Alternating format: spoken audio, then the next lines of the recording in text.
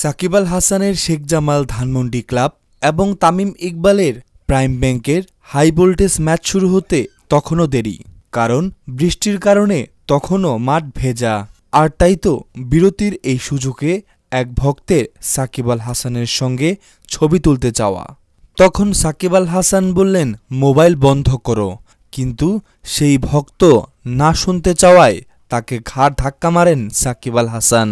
তার সঙ্গে সেই ভক্তের মোবাইল কেড়ে নেওয়ার চেষ্টাও করলেন তিনি, কিন্তু সেই ভক্ত কিছুতেই মোবাইল দিতে রাজি হলেন না।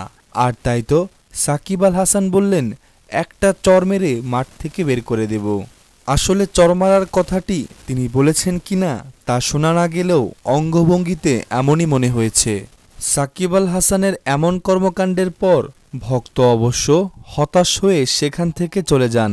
এরপর অবশ্য কোচ সালাউদ্দিনের কাছে এসে মুচকি হেসে আবারও কথায় মনোনিবেশ করেন তিনি। সাকিবের এমন কর্মকাণ্ড মানতে না পেরে গ্যালারিতে হতাশ হয়ে বসে থাকেন দর্শক।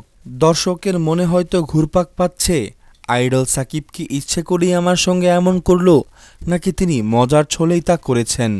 তবে যাই কিছুই হোক না কেন, ভক্তের যে সেলফি তোলার আবদার মেটেনি তা কিন্তু নিশ্চিত। কিছুদিন পরপরই সাকিবের এমন কর্মকাণ্ড জন্ম দেয় প্রশ্নবোধক চিহ্নের।